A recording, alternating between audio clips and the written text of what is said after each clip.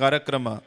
ನಾನು ಅಂದ್ಕೊಂಡೆ ಇಷ್ಟು ದೊಡ್ಡ ವೇದಿಕೆ, ವಿಜಯ್ ಕುಮಾರ್ ಅವರ ಸಂಗೀತ ಲಹರಿ, ಒಳ್ಳೆ ವಿದ್ಯುತ್ ದೀಪಾಲಂಕಾರ, ನಾವೇನು ಗುಡೇಕೋಟೆ ಉತ್ಸವಕ್ಕೆ ಬಂದೀವೋ ಹಂಪಿ ಉತ್ಸವಕ್ಕೆ ಬಂದೀವೋ ಗೊತ್ತಾಗಲಿಲ್ಲ. ಆದರೆ ನೀವೆಲ್ಲ ತಿಳ್ಕೋಬೇಕಾಗಿದೆ, ಬೆಂಗಳೂರಿನಿಂದ ಇಲ್ಲಿ ಯಾರೂ ಚಲನಚಿತ್ರ ನಟ ನಟಿಯರು ಬಂದಿಲ್ಲ, ಕವಿ ಕಲಾವಿದರು ಬಂದಿಲ್ಲ, ಯಾರೂ ಬಂದಿಲ್ಲ. ಆದರೆ ಇದೆಲ್ಲ ಸಂಭ್ರಮ ಯಾಕಿದೆ ಅಂತ ಕೇಳಿದ್ರೆ, ಇದು ಕಲಾ ಉತ್ಸವ, ಇದು ನಿಮ್ಮ ಮಕ್ಕಳ ಸಾಧನೆಯ ಉತ್ಸವ, ಸಂಭ್ರಮದ ಉತ್ಸವ ಎನ್ನುವಂಥ ನಿಟ್ಟಿನಲ್ಲಿ ಈ ಕಾರ್ಯಕ್ರಮ ನಡೆದಿದೆ. ನೋಡ್ರಿ, ಈಗ ಚೆಂದಾಗಿ ಚಪ್ಪಾಳೆ ತಟ್ಟಕತ್ತಿದ್ರಿ. ಈ ಚಪ್ಪಾಳೆ ತಟ್ಟೋದ್ರಿಂದ ನಿಮ್ಮ ಮಕ್ಕಳು ಚೆನ್ನಾಗಿ ಇಲ್ಲಿ ತಮ್ಮ ಪ್ರತಿಭೆಯನ್ನು ಅನಾವರಣ ಮಾಡ್ತಾರೆ. ಇನ್ನೊಂದು ಬೆನಿಫಿಟ್ ಏನಂತಂದ್ರೆ, ಮಗ್ಳಾಗ ಯಾರಾದ್ರೂ ನಿದ್ದೆ ಮಾಡ್ತಿದ್ರೆ ಅವ್ರು ಎಚ್ಚರಕ್ಕಾರ, BP ಶುಗರ್ ಇದ್ರೆ ಕಡಿಮೆ ಆಕತಿ, ಹೌದಲ್ಲ? ಚಪ್ಪಾಳೆ ತಟ್ಟಿ ನಿಮ್ಮ ಮಕ್ಕಳ ಹೃದಯವನ್ನು ಮುಟ್ಟುವಂಥ ನಿಮ್ಮ ಚಪ್ಪಾಳೆ ಅದು ನಿಜಕ್ಕೂ ಕೂಡ ಶ್ರೇಷ್ಠವಾಗಿರುವಂಥದ್ದು. ಬಹಳ ಶಾಲೆ ಸಮಾರಂಭಗಳಿಗೆ ಹೋಗ್ತೇವೆ, ಅಲ್ಲಿ ಒಂದು ರೀತಿ ಈ ರೀತಿ ಆಗಿರುವಂಥ ವಾರ್ಷಿಕೋತ್ಸವ ನೋಡಲಿರ್ಲಿಕ್ಕೆ ಸಾಧ್ಯ ಇಲ್ಲ. ಆದರೆ ಈ ಜ್ಞಾನದ್ವೀಪ ಆಂಗ್ಲ ಮಾಧ್ಯಮ ಶಾಲೆ ಶಿಸ್ತಿಗೆ ಪ್ರಾಧಾನ್ಯತೆಯನ್ನು ಕೊಟ್ಟು ಮಕ್ಕಳ ಆಟ ಪಾಠ ಉನ್ನತೋನ್ನತವಾಗಿರುವಂಥ ಗುಣಾತ್ಮಕ ಶಿಕ್ಷಣದ ವ್ಯವಸ್ಥೆಯನ್ನು ಕಲ್ಪಿಸಿದಂಥ ಏಕೈಕ ಶಾಲೆ ಅಂದರೆ ಅದು ಜ್ಞಾನದ್ವೀಪ ಆಂಗ್ಲ ಮಾಧ್ಯಮ ಶಾಲೆ ಎನ್ನುವಂಥ ಮಾತನ್ನು ಈ ಸಂದರ್ಭದಲ್ಲಿ ಹೇಳಬೇಕಾಗ್ತದೆ. ಈ ಚಿಕ್ಕ ಜೋಗಳ್ಳಿಗೆ ಸೂರ್ಯೋದಯ ಆಗ್ತದೆ ಇಲ್ಲೋ ಗೊತ್ತಿದ್ದಿಲ್ಲ ಆಗ ದಿನಮಾನದಲ್ಲಿ. ಆದರೆ ಒಂದು ಕಾಲದಲ್ಲಿ ಈ ಭೂಮಿಗೆ ಜ್ಞಾನೋದಯ ಆಗಿದ್ದು ಯಾವಾಗ ಅಂತ ಕೇಳಿದ್ರೆ, ಈ ಭಾಗದೊಳಗೆ ನವೋದಯ ತಲೆ ಎತ್ತಿ ನಿಲ್ತೋ ಅವಾಗ ಈ ಜಗತ್ತಿಗೆ ಜ್ಞಾನಾಲಯ ಉದ್ಭವ ಆಯ್ತು ಎನ್ನುವಂಥ ಮಾತನ್ನು ಹೇಳಬೇಕಾಗ್ತದೆ. ರವೀಂದ್ರನಾಥ್ ರವರು ಅಪರೂಪವಾಗಿರುವಂಥ ವ್ಯಕ್ತಿತ್ವ, ಸರಳ ಸೌಜನ್ಯತೆಯನ್ನ ಹೊಂದಿದಂಥವ್ರು. ನೀವೆಲ್ಲ ನೆನಪಿಟ್ಕೊಡ್ರಿ, ಈ ನಾಡಿನೊಳಗ ಕಣ್ಣಿಲ್ದವರು ಕಾಲಿಲ್ದವರು ಇದ್ರಲ್ಲ, ಅವ್ರ ಜೀವನ ಇವತ್ತು ನಾವು ಕಂಡುಕೊಂಡಾಗ ಹೇಗಿದೆ, ಅವರ ಬದುಕು ಹೇಗಿದೆ ಅನ್ನುವಂಥದ್ದನ್ನು ನೀವು ಸ್ವಲ್ಪ ವಿಚಾರ ಮಾಡ್ರಿ. ನಾನೆಲ್ಲ ಸಂದರ್ಭದಲ್ಲಿ ಹೇಳುತ್ತೇನೆ, ಕಣ್ಣಿದ್ದವರು ಕಣ್ಣು ಕಾಲಿದ್ದವರು ಕಾಶಿಗೆ ಹೋಗ್ಬೇಕಂತೆ, ಕಣ್ಣು ಕಾಲು ಇಲ್ದವರು ಗದಗಿನ ವೀರೇಶ್ವರ ಪುಣ್ಯಾಶ್ರಮಕ್ಕೆ ಹೋಗ್ಬೇಕಂತೆ. ಒಂದು ಶಾಲೆಯ ಸಮಾರಂಭವನ್ನು ನೋಡಬೇಕು ಅಂತ ಕೇಳಿದ್ರೆ ಜ್ಞಾನದ್ವೀಪ ಆಂಗ್ಲ ಮಾಧ್ಯಮ ಶಾಲೆಗೆ ಬರಬೇಕು ಎನ್ನುವಂಥದ್ದನ್ನು ಈ ಸಂದರ್ಭದಲ್ಲಿ ಹೇಳಬೇಕಾಗ್ತದೆ. ನಮ್ಮ ಮನೆಯೊಳಗ ಕಣ್ಣಿಲ್ದವರು ಕಾಲಿಲ್ದವರು ಇದ್ರು ಅಂತ ಕೇಳಿದ್ರೆ, ಇವತ್ತು ನಮ್ಮ ನಾಡಿನ ತುಂಬ ಎಷ್ಟು ಮಂದಿ ಕಣ್ಣಿಲ್ದವರು ಈ ಜಗತ್ತನ್ನು ನೋಡಿಲ್ಲ, ಕಾಲಿಲ್ದವರು ಜಗತ್ತನ್ನು ಸುತ್ತಾಡಿಲ್ಲ. ಆದರೆ ಇವತ್ತು ಕಾಲಿಲ್ದವರು ಜಗತ್ತನ್ನು ಸುತ್ತಾಡ್ತಿದ್ದಾರೆ, ಕಣ್ಣಿಲ್ಲದವರನ್ನ ಜಗತ್ತೇ ನೋಡ್ತಾ ಇದೆ. ಅದು ಯಾರ ತಪಸ್ಸಿನ ಬಲ ಅಂತ ಕೇಳಿದ್ರೆ, ಪಂಡಿತ ಪಂಚಾಕ್ಷರಿ ಗವಾಯಿಗಳು, ಪಂಡಿತ ಪುಟ್ಟರಾಜ ಕವಿ ಗವಾಯಿಗಳ ಒಂದು ತಪೋಬಲ, ಮನೋಬಲ, ಅವರ ಆ ಜ್ಞಾನವನ್ನ, ಅವರ ಅಕ್ಷರವನ್ನು ಕೊಡಲೇ ಇದ್ದಿದ್ರೆ ಇವತ್ತು ನಾವು ಬೀದಿ ಬೀದಿಗಳಲ್ಲಿ, ಬಸ್ ಸ್ಟ್ಯಾಂಡ್ಗಳಲ್ಲಿ, ರೈಲ್ವೆ ಸ್ಟೇಷನ್ಗಳಲ್ಲಿ ಭಿಕ್ಷೆ ಬೇಡುವಂಥ ಪರಿಸ್ಥಿತಿಯಲ್ಲಿ ಎಷ್ಟೋ ಜನಗಳನ್ನು ನೋಡುತ್ತಿದ್ವಿ. ಆಗಿನ ದಿನಮಾನದೊಳಗ ಪಂಡಿತ ಪಂಚಾಕ್ಷರಿ ಗವಾಯಿಗಳನ್ನ ಶಿವಯೋಗ ಮಂದಿರದಿಂದ ಹೊರಗೆ ಕಳಿಸ್ತಾರೆ, ಗದಗಿಗೆ ಬರ್ತಾರ. ಗದಗಿಗೆ ಬಂದಾಗ ಅವರು ಬೇಸರವಾಗಿ ತಮ್ಮ ಜೋಳಿಗೆಯನ್ನು ಹಾಕಿಕೊಂಡು, ಮುಖಕ್ಕೆ ಬಣ್ಣ ಹಚ್ಚಿಕೊಂಡು ರಂಗಭೂಮಿಯಲ್ಲಿ ನಾಟಕವನ್ನು ಮಾಡಿ ಈ ಅಂಧ ಅನಾಥರನ್ನ ಸಾಕ್ತಿರ್ತಾರೆ.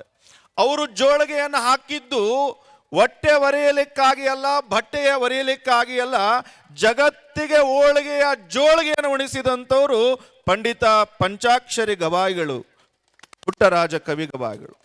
ಅವರು ದಿನನಿತ್ಯ ಪೂಜೆ ಮಾಡ್ತಿರ್ತಾರೆ. ಪುಟ್ಟರಾಜ ಗವಾಯಿಗಳು ಒಂದಿಷ್ಟು ಹೂಗಳನ್ನು ಹೋಗಿ ಪೂಜಾ ಮುಗಿದ ಮೇಲೆ ಗದ್ದಿಗೆಗೆ ಅರ್ಪಣೆ ಮಾಡ್ತಾರೆ.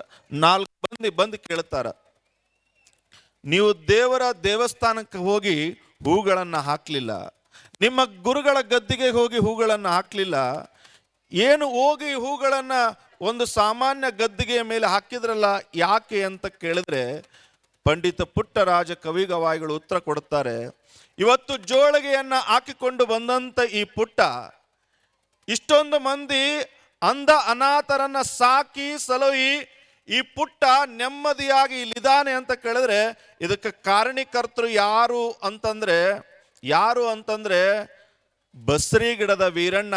ಇಲ್ಲಿ ಜಾಗವನ್ನ ಕೊಡದೇ ಇದ್ದಿದ್ರೆ ಇಷ್ಟೊಂದು ಮಂದಿ ಕವಿ ಕಲಾವಿದರು, ಸಂಗೀತ ದಿಗ್ಗಜರು ಸಾರಸ್ವತ ಲೋಕಕ್ಕೆ ತಮ್ಮ ಸೇವೆಯನ್ನು ಕೊಡ್ಲಿಕ್ಕೆ ಸಾಧ್ಯ ಆಗ್ತಿರ್ಲಿಲ್ಲ. ಪಂಚಾಕ್ಷರಿ ಗವಾಯಿಗಳು ಇರ್ತಿರ್ಲಿಲ್ಲ, ಪುಟ್ಟರಾಜ ಕವಿ ಗವಾಯಿಗಳು ಇರ್ತಿರ್ಲಿಲ್ಲ, ನಾನು ಇರ್ತಿರ್ಲಿಲ್ಲ, ಇದು ಇರ್ತಿರ್ಲಿಲ್ಲ. ಈ ಜಾಗವನ್ನ ಕೊಟ್ಟು ಇಷ್ಟೊಂದು ಅಂಧ ಅನಾಥರಿಗೆ ಆಶ್ರಯ ತಾಣವಾಗಿ ಬೆಳಗಿದಂಥವ್ರು ಬಸ್ರಿ ಗಿಡದ ವೀರಣ್ಣ. ಆತನ ಗದ್ದಿಗೆಗೆ ನನ್ನ ಪೂಜೆಯ ಪುಷ್ಪಗಳನ್ನು ಅರ್ಪಣೆ ಮಾಡ್ತಾ ಇದ್ದೇನೆ ಅನ್ನುವಂಥ ಮಾತನ್ನು ಹೇಳ್ತಾನೆ. ನಾವೆಲ್ಲ ತಿಳ್ಕೋಬೇಕು. ನೀವೊಂದ್ಸಾರಿ ಯೋಚನೆ ಮಾಡಿ, ಅಖಂಡ ಬಳ್ಳಾರಿ ಜಿಲ್ಲೆ ಒಳಗ ಹಣೆ ಬರವೋ ಹಣದ ಬರವೋ ಗೊತ್ತಿದ್ದಿಲ್ಲ,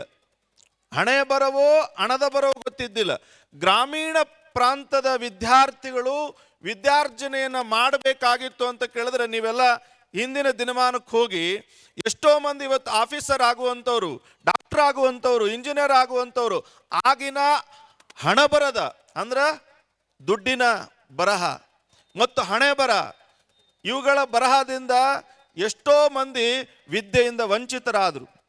ಆಗ ಅಖಂಡ ಬಳ್ಳಾರಿಗೆ 34 ಎಕರೆ ಭೂಮಿಯನ್ನ ನವೋದಯ ಶಾಲೆಗೆ ತಮ್ಮ ದಾನವನ್ನಾಗಿ ಕೊಟ್ಟು ಇವತ್ತು ಅಲ್ಲಿ ನಾವು ಮನಸ್ಸು ಮಾಡಿದರೆ ಕಲ್ಪವೃಕ್ಷವನ್ನು ಬೆಳಿಬಹುದಾಗಿತ್ತು ಅಥವಾ ಯಾವುದಾದ್ರೂ ಬೆಳೆಯನ್ನು ಬೆಳಿಬಹುದಾಗಿತ್ತು. ಆದರೆ ರವೀಂದ್ರನಾಥ್ ಬಾಬು ಅವರು ಯಾವ ಬೆಳೆಯನ್ನು ಬೆಳೆಯೋದು ಬೇಡ, ಶಿಕ್ಷಣದ ಬೆಳೆಯನ್ನು ಬೆಳೆಯಬೇಕು, ಈ ಜಗತ್ತಿಗೆ IAS ಡಾಕ್ಟರ್ ಇಂಜಿನಿಯರ್ ಆಗಬೇಕನ್ನುವಂಥ ಒಂದು ಶಾಲಾ ಕಟ್ಟಡವನ್ನು, ಒಂದು ಸುವ್ಯವಸ್ಥಿತವಾಗಿರುವಂಥ ಭಾರತ ಸರ್ಕಾರದ ಒಂದು ಶಾಲೆಯನ್ನು ಇಲ್ಲಿ ತಂದು ಇವತ್ತು ನಮ್ಮ ಗ್ರಾಮೀಣ ಪ್ರದೇಶವನ್ನು ಇವತ್ತು ಉಜ್ವಲ ಭವಿಷ್ಯತ್ತಿಗಾಗಿ ಮುಡುಪಾಗಿಟ್ಟಿದ್ದಾರಲ್ಲ, ಇದೆಂಥ ಕೊಡುಗೆ, ಇದೆಂಥ ಧ್ಯಾನ, ಇದೆಂಥ ತ್ಯಾಗ ಅನ್ನುವಂಥದ್ದನ್ನು ನಾವೆಲ್ಲ ಅರ್ಥ ಮಾಡ್ಕೊಳ್ಬೇಕು. ಆಗಿನ ದಿನಮಾನ ಹಣೆ ಬರ ಒಂದಿತ್ತು, ಹಣದ ಬರ ಒಂದಿತ್ತು. ಇವತ್ತು ನಿಮಗೆ ಎಲ್ಲರಿಗೂ ಕೂಡ ಹಣೆ ಬರನೂ ಚಲೋ ಇದೆ, ಹಣದ ಬರವೂ ಚಲೋ ಇದೆ. ಆದರೆ ಅಲ್ಲಿ ಏನು ಬರಹ ಬದಲಾಗಬೇಕಂತ ಕೇಳಿದ್ರೆ ಅಕ್ಷರದ ಬರಹ ಬದಲಾಗಿತ್ತು ಅಂತ ಕೇಳಿದ್ರೆ ಈ ಜಗತ್ತಿಗೆ ಉನ್ನತವಾಗಿರುವಂಥ ಶಿಕ್ಷಣ ಕೊಡಲಿಕ್ಕೆ ಸಾಧ್ಯ ಆಗ್ತದೆ ಅನ್ನುವಂಥ ಮಾತನ್ನ ಈ ಸಂದರ್ಭದಲ್ಲಿ ಹೇಳಬೇಕಾಗ್ತದೆ. ಇವತ್ತು ನಮ್ಮ ನಾಗಾರ್ಜುನ್ ನಾಯ್ಕರವರು, ಮಧುಸೂದನ್ ಅವರು, ರವೀಂದ್ರನಾಥ್ರವರು ನಿಮ್ಮೆಲ್ಲ ಒಂದು ಸಹಕಾರ, ಸಲಹೆ, ಒಂದು ಮಾರ್ಗದರ್ಶನದಿಂದ ಒಂದು ಶಾಲೆಯನ್ನು ತೆಗೆದಿದ್ದಾರೆ. ಅವರು ಬಹಳಷ್ಟು ಪರಿಶ್ರಮವನ್ನು ಪಡ್ತಾ ಇದ್ದಾರೆ. ನಾನು ನೋಡಿದೆ, ನಮ್ಮ ಗುರುಮಾತೆಯಾಗಿರುವಂಥ ಶಿಕ್ಷಕಿ ಹೇಳಿದ್ಲು, ನಾವು ಪದವಿಯನ್ನು ಪಡ್ಕೊಳ್ಬೇಕಾದ್ರೆ ಗ್ರಾಜ್ಯುಯೇಷನ್ ತಗೊಂಡಿದ್ವಿ ಗೊತ್ತಿಲ್ಲ, ಇವತ್ತು UKG ವಿದ್ಯಾರ್ಥಿಗಳು ಗ್ರಾಜ್ಯುಯೇಷನ್ ಪಡ್ಕೊಳ್ತಿದ್ದಾರೆ ಅಂತ ಕೇಳಿದ್ರೆ ಇದು ಎಂಥ ಪರಿವರ್ತನೆ ಅನ್ನುವಂಥ ಮಾತನ್ನು ಅವ್ರು ಹೇಳಿದ್ರಲ್ಲ. ನೀವೆಲ್ಲ ತಿಳ್ಕೊಳ್ಳಿ, ಯಾವತ್ತು ನಮ್ಮ ಶಿಕ್ಷಣದಲ್ಲಿ ನಮ್ಮ ಶಾಲೆಯೊಳಗೆ ಭಗವದ್ಗೀತೆಯನ್ನು ನಾವು ಓದಿದ್ರೆ, ಭಗವದ್ಗೀತೆ ಗ್ರಂಥವನ್ನು ಹಿಡ್ಕೊಂಡಿದ್ರೆ ಯಾವ ನ್ಯಾಯಾಲಯದಲ್ಲಿ ಹೋಗಿ ಭಗವದ್ಗೀತೆಯ ಮೇಲೆ ಪ್ರಮಾಣ ವಚನ ಮಾಡುವಂಥ ಪರಿಸ್ಥಿತಿ ಬರ್ತಿರ್ಲಿಲ್ಲ. ಅದಕ್ಕೆ ಆ ಪರಿಸ್ಥಿತಿ ಬರೋಕ್ಕಿಂತ ಮುಂಚೆ ನಮ್ಮ ಜೀವನದ ಸ್ಥಿತಿಯನ್ನು ಬದಲಾಯಿಸ್ಕೊಳ್ಬೇಕೆನ್ನುವಂಥ ನಿಟ್ಟಿನಲ್ಲಿ ಈ ಕಾರ್ಯಕ್ರಮವನ್ನು ಆಯೋಜನೆ ಮಾಡಿದ್ದಾರೆ. ನಿಜವಾಗ್ಲೂ ಒಂದು ಮಾತನ್ನು ನೀವೆಲ್ಲ ನಿಟ್ಕೊಳ್ಬೇಕು, ಭಾಳಷ್ಟು ತಂದೆ ತಾಯಂದರು ಬಂದಿದ್ದೀರಿ. ಇವತ್ತು ಭಾಳಷ್ಟು ಶಾಲೆಗಳಿಗೆ ನಾನು ಹೋಗಿರ್ತೀನಿ. ಆ ಸಂದರ್ಭದಲ್ಲಿ ನೀವೇನು ಮಾಡ್ತೀರಂದರೆ ವಾಟ್ಸಪ್ ಓಪನ್ ಮಾಡ್ತೀರಿ, ನಿಮ್ಮ ಫೇಸ್ಬುಕ್ ಓಪನ್ ಮಾಡ್ತೀರಿ. ನಿಮ್ಮ ಮಕ್ಕಳು ಈ ವೇದಿಕೆಯ ಮೇಲೆ ಯಾವ ನೃತ್ಯಕ್ಕೆ ಅವರು ಅಭಿನಯವನ್ನು ಮಾಡ್ತಾ ಇದ್ದಾರೆ ಅನ್ನುವಂಥ ಯೋಚನೆ ನಿಮ್ಮ ತಲೆಯಲ್ಲಿ ಇರೋಂಗಿಲ್ಲ. ಅದನ್ನು ನೀವು ವಾಟ್ಸಪ್ ಗ್ರೂಪ್ಗಳಿಗೆ ಹಾಕ್ತೀರಿ, ನಿಮ್ಮ ಫೇಸ್ಬುಕ್ ಗ್ರೂಪ್ಗಳಿಗೆ ಹಾಕ್ತೀರಿ, ಇನ್ಸ್ಟಾಗ್ರಾಮಿಗೆ ಹಾಕ್ತೀರಿ.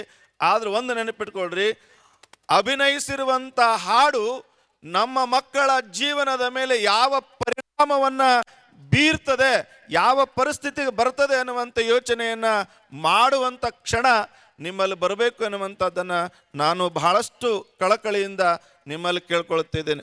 ಅದಕ್ಕೆ ನಮ್ಮಲ್ಲಿ ಅನುವಂಶತೆಗಿಂತ ನಾವು ಸೃಷ್ಟಿಸುವಂಥ ಪರಿಸರದ ಮೇಲೆ ನಮ್ಮ ಜೀವನ ಸಿದ್ಧಾಂತಗಳು ರೂಪುಗೊಳ್ತವೆ ಅನ್ನುವಂಥದ್ದನ್ನು ಯಾರೂ ಕೂಡ ಮರಿಬಾರ್ದು. ಅದಕ್ಕೆ ಹೇಳ್ತಾರೆ, environment is most powerful than the heredity ಅನ್ನುವಂಥ ಮಾತನ್ನು ಹೇಳ್ತಾರೆ. ಅದಕ್ಕೆ ಒಂದೇ ಒಂದು ಮಾತನ್ನು ಹೇಳ್ತೇನೆ, ನೀವೆಲ್ಲ ತಿಳ್ಕೊಳ್ಳಿ. ಒಂದು ಹುಡುಗ, ಎಲ್ಲ ಹುಡುಗರು ಶಾಲೆ ಒಳಗಿದ್ರು, ಮೇಷ್ಟ್ರು ಎದ್ರು, ಮಕ್ಕಳ ನೀವೇನು ಆಗ್ಬೇಕಂತ ಕೇಳಿದ್ರು. ಒಬ್ಬ ಡಾಕ್ಟರ್ ಆಗ್ಬೇಕಂದ, ಒಬ್ಬ ಇಂಜಿನಿಯರ್ ಆಗ್ಬೇಕಂದ, ಒಬ್ಬ ನ್ಯಾಯಾಧೀಶ ಆಗ್ಬೇಕಂದ, ಒಬ್ಬ ವಕೀಲ ಆಗ್ಬೇಕಂದ, ಒಬ್ಬ